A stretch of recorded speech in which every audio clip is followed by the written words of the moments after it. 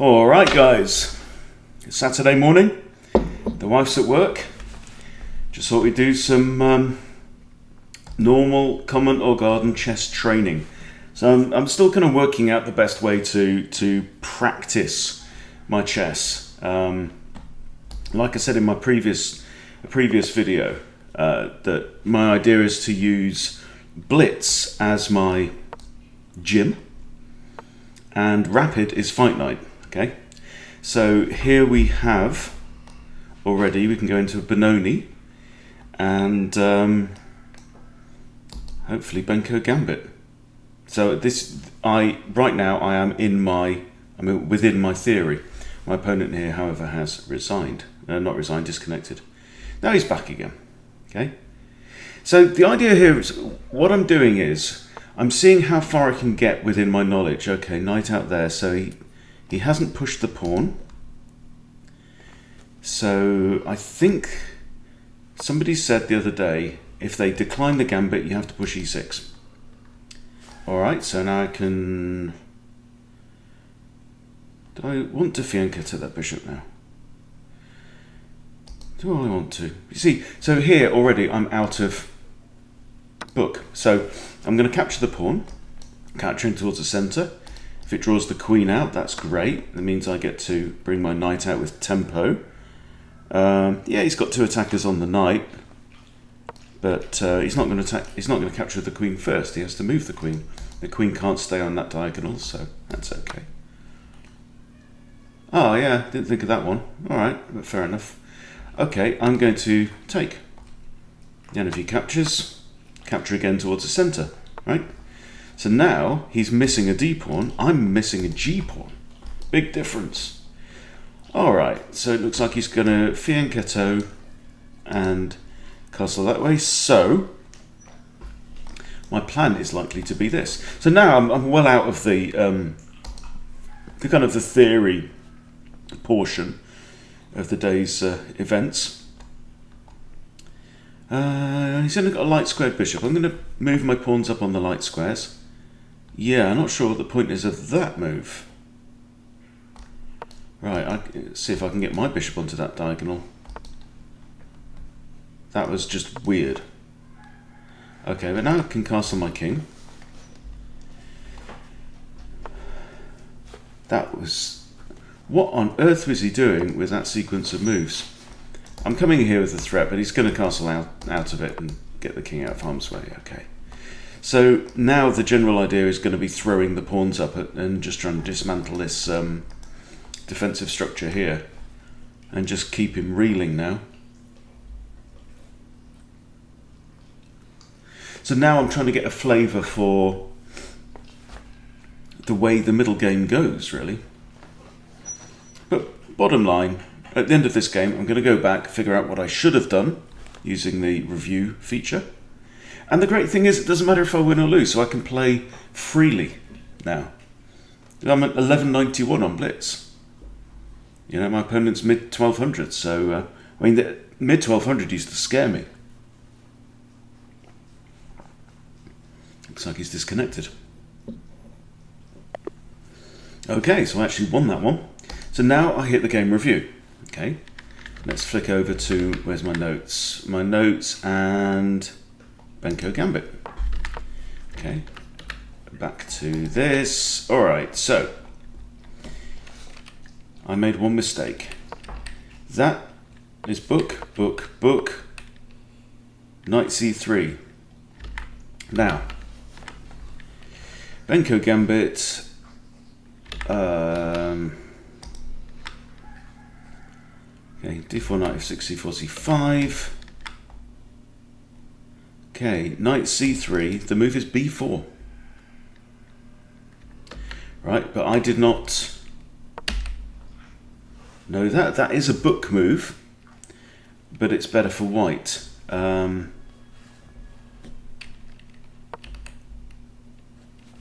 Now, if bishop g5, so here, what my notes are saying is I should have played b5, right? No, b4. No, there isn't a b4. So, clearly there's something amiss. Okay, so knight c3. So I can now update my notes and then go e6. e6 is okay. And then if after that for bishop g5, then that's an inaccuracy, and I played that, which is best. C takes d4. Okay, c takes d4, and we're attacking the knight, and then what's going to happen? Queen takes yes, knight c6. Okay, easy. 5. Queen takes d4, x d4, knight c6. Okay, and we can leave that there. I can shut down the analysis, and we just do a new 5 minutes. And there's no pressure, you know, because I'm in training mode. Okay, here we go again, another d4. Now, a lot of people are going to play the London, right?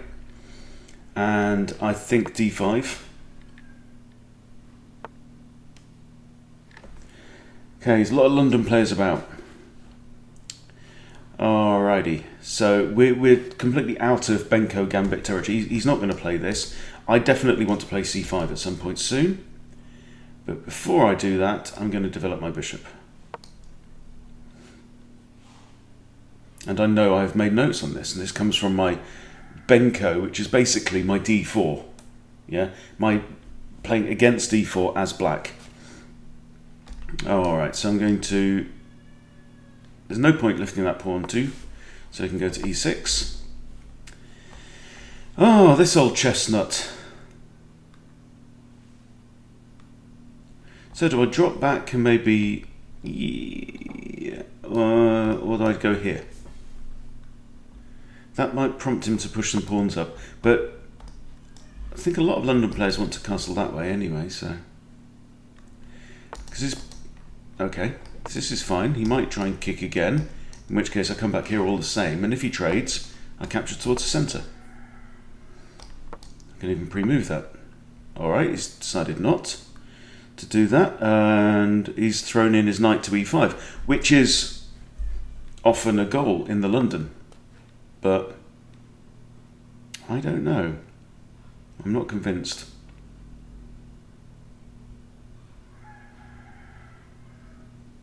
Because I can challenge that knight straight away, and if I'm allowed to take and he recaptures with a pawn, or would he recapture with a bishop? I might develop my bishop now as well. So this is called playing for fun. So the other thing is as well, it's really interesting when, because I know, excuse me, I've said lots of times that you should, if you want to improve, then you should play longer time controls so that you are practicing playing your best chess. And there is a lot of sense to that. However, you remember, so using the boxing analogy, right? If rapid is fight night, when it really, really matters and you want to be on your best form, but playing this blitz stuff is the training, then playing these fast time controls is a bit like that bag work that boxers will do. You know, they practice lots and lots of quick punches, right? But and they're not going to use those types of punches in a match, right? But they're training their speed. So what happens when you're playing blitz like this?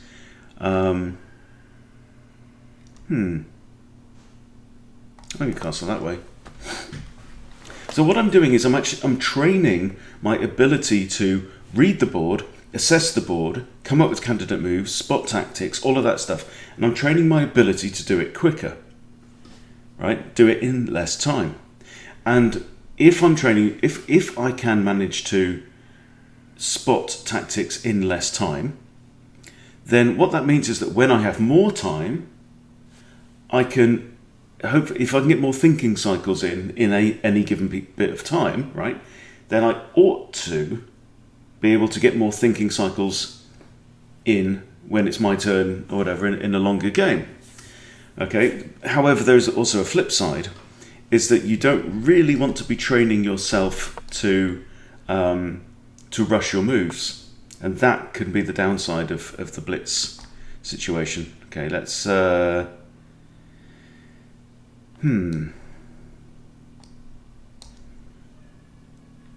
Oh, he's got 2 attackers on there, hasn't he?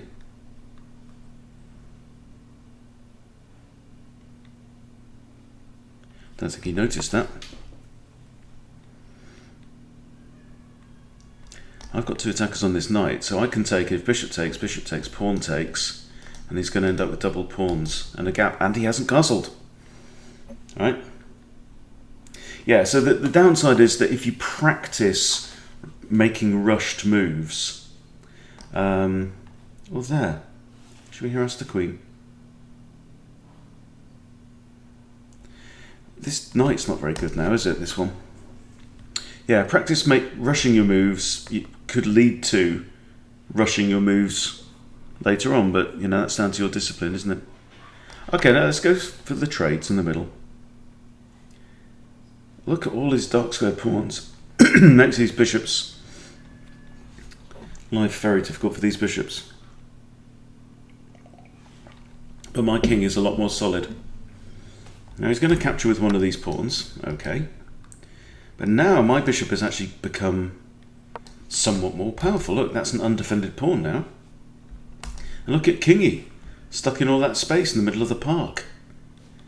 Kingy, what are you doing? You meant to have got castled, mate. Right, how are we doing? 2 minutes odd. The other thing about 5-minute blitz as well, even 3-minute blitz, you know, and I really get struck by this when I watch, you know, IMs like Eric Rosen, you know, Levy or John Bartholomew. When they play 3-minute or 5-minute blitz or 3+2 and stuff like that, they do take longer to think. I think a lot of less experienced players really kind of panic and rush. I'm going to try and trade off some pawnage here and open up a path to this guy. I mean, one general rule in chess is aim for the king. You know, it's not that complicated a lot of the time. Okay, I need to make sure that the bishop's still defended, so I'll swap off. If he wants to take again, I've got a choice of queen or knight. I think knight, because that looks like a tasty square to get to. Also, my queen is the only defender of the bishop, and there's no point in leaving a piece undefended. That pawn is actually pinned in it. So, okay, I'm going to put my king here, defend this pawn now. He's down to 1 minute 36. This pawn's pinned. What does that mean? It means the bishop's the only defender of that pawn. Let's open things up. This is a pawn sacrifice. But, ooh. Okay. I have a check. Queen in there, possibly. That might become undefended. There may be forking opportunities. Okay, what do we want to do? Queen in and threaten this. Okay, practicing spotting those tactical opportunities faster. That could win the bishop too. So that's the plan. He's down to 1 minute 04. I'm down to 1 minute. The clock is ticking. Sip a black coffee.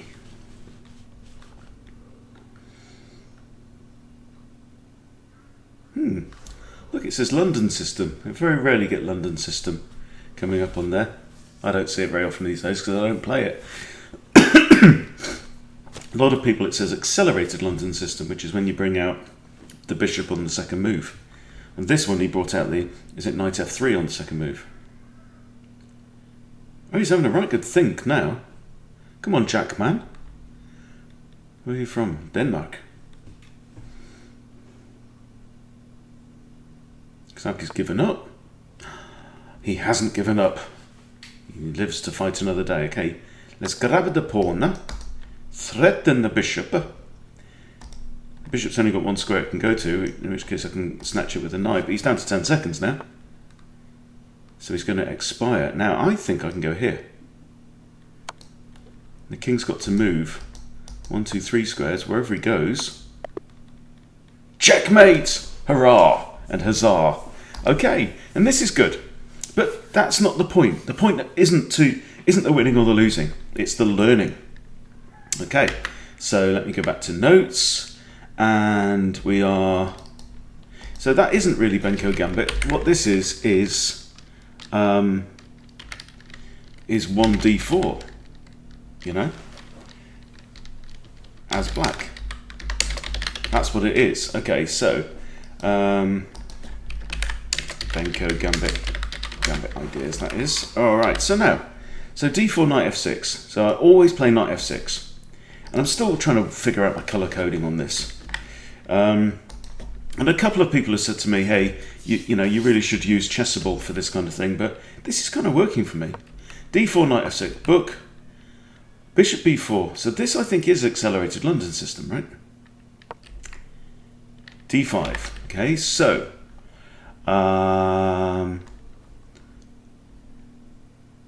okay, so alt move 2. We've got 2. So this isn't really alt move 2, is it? This is just this is move 2s. So changing it as I go. Okay, so bishop, what was it? Bishop b5, was it? Bishop b4. I play d5. Okay, and we are in London system. Yeah? So that's all good. So that's that. The Benoni is my preferred way, but you know, doesn't always happen. So okay, London system. So with London system, then he plays knight f3, and I play bishop f5. Bishop f5, perfectly happy. Then he plays e3, and that is a book move.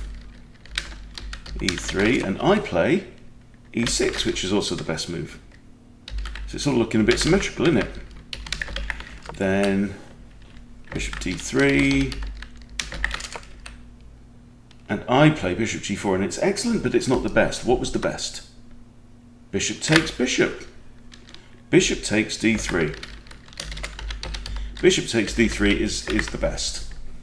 Okay, and then if I want to, I can go show line. So the first thing is to watch it. Okay, and it very often won't go the way that the computer says it's going to go. And then I'll just do edit paste to match style, and then that is that line now recorded. Okay, now something else I do is in my games I'll write lookup. Okay, so if in case of knight c3, lookup. Okay, so the way to do that is to go to the analysis board. So something I'll do every now and again is I'll go back into my notes, I'll do a search through the notes for the word lookup, and I'll go and look them up. So here is d4, knight f6, knight c3. Okay, so as black, d4, knight f6, knight c3. And then here, what it's doing is it's going to show me the top 3 lines for black. Okay, and they all start with a different move. So here it's saying the best move here for black, which would lead to this line with accurate play, leaves white only just marginally in front. So it should be d5. Okay, d5. Okay. And I don't really have to take it any further than that. Yes, it's possible. You can actually go in and select, you know, the next few moves that the computer might play, right? But you're just going to end up with a document full of loads of meaningless gibberish, because human beings aren't always going to do that. So there's another one here. There's another lookup here. What's this one? Okay, d4, knight f6, d5, b5. Okay, so you can go, okay, hang on, d5.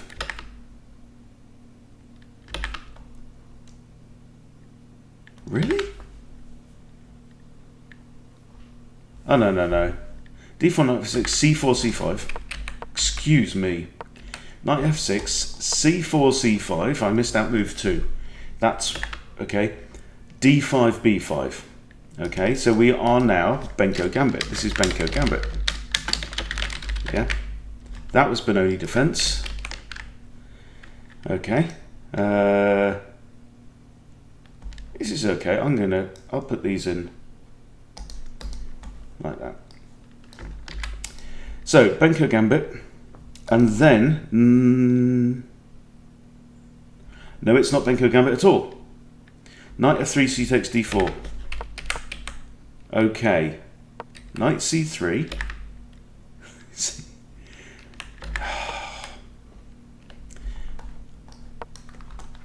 Yes, it is. Okay, so we have the Benoni. This is the Benoni, right? Benko Gambit would be push, push. Right, okay. You see, I'm just working it out, and you're just tagging along and watching how slow my brain works. But, you know, I don't care. I'm having fun. Having fun doing this. So we have the Benoni, and then it's knight f3 and c takes d4. Knight f3. You can see here, the engine says, oh, take the pawn, dude. Take the pawn. C takes d4. And then if knight takes d4, e5. But what's the one we wanted to look at? Knight takes d4. Okay.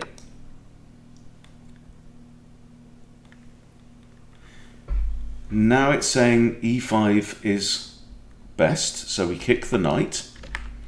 And then he plays knight f3. And I got to this point in the game and I didn't know what to do. So now he's attacking my pawn. And of course it's knight c6. There you go. Yeah, knight c6. Knight c6. So that's it really. That's the process. Should we throw in one more game just for shits and giggles? Alright, let's try one. If you want to hang around, I don't mind sharing. Okay. We have the white pieces now. We've had 2 as black against... What is this? Hey! Maybe we'll get a punishing dumbass openings. Alright. Okay, he's going like hedgehog or something on me. So I'm going to play fairly fast. Yeah, he's going really quiet. Yeah, there you go. Now the knights come into the middle, don't they? Isn't it? Both knights in here? Something like that. Oh, no. He's mixing it up. Okay, I'm going to push forward and take the space. Makes it hard for this knight to come out to there. Alrighty. Okay, let's castle the king. Don't really need to do much thinking yet. Okay, I'm going to push a3 and remove this square away. That's defended by the knight. It's only defended once. Okay, 2 undefended pawns here. The king's a long way from castling kingside.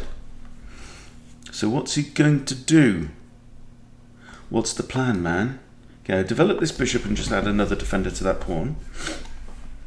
What is your plan?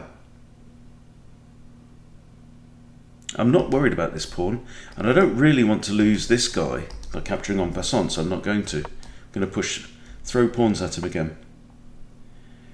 Oh, he's throwing pawns at me now. Ha! Okay, don't want to play that because it traps my bishop. The bishop needs an escape. Don't we all, from time to time? Right, where's his king going to go?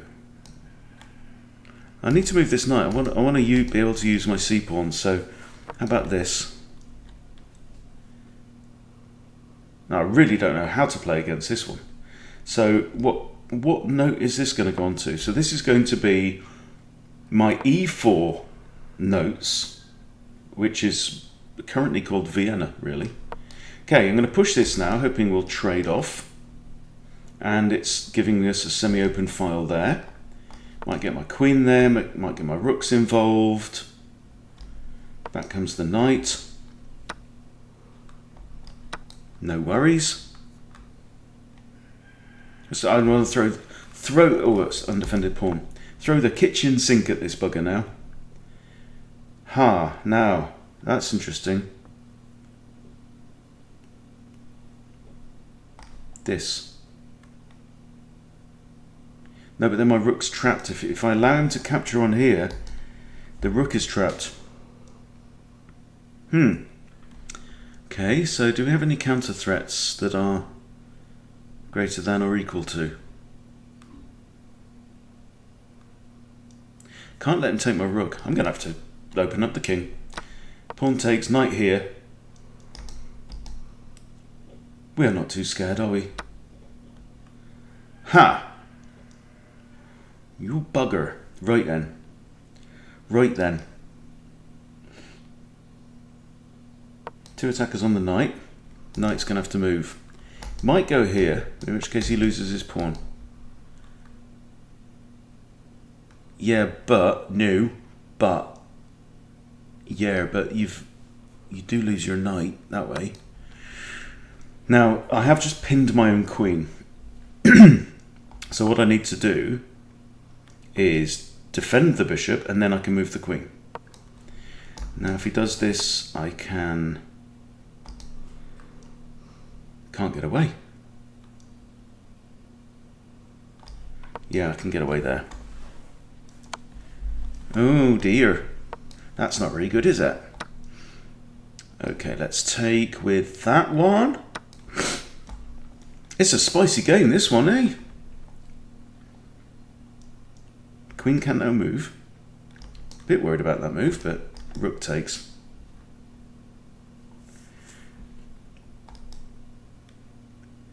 These Ukrainians.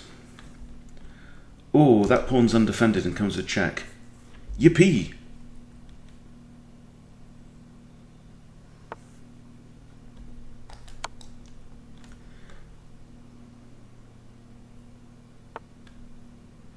Come here, and I'm threatening to take that pawn. Double defended. Should be... Ha! I got checkmated, alright. That was a load of fun. But it's great, because you can just enjoy it. Okay, so I'm going to go back and I'm going to find my Vienna game set.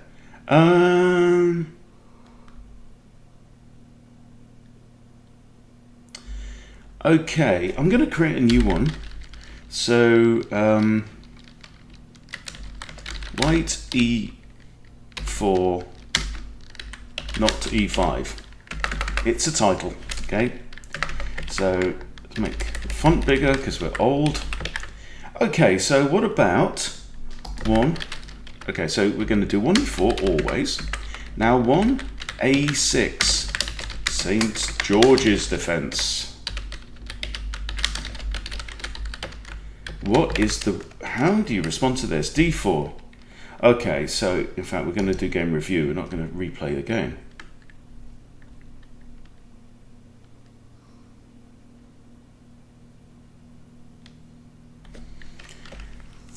Three blunders from me.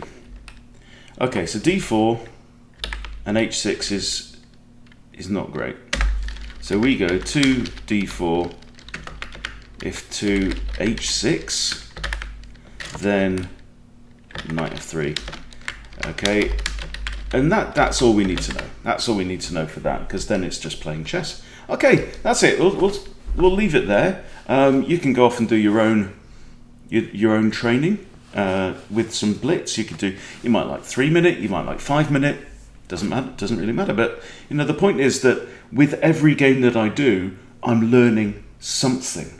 Right, I've already updated my notes. I had 3 games just in bed on the phone this morning, a couple of Viennas, and I've updated my notes from both of those games, just playing 5-minute blitz against kind of low-rated players. Yeah, so yeah, I hope it's been useful. Thanks for watching. See you later.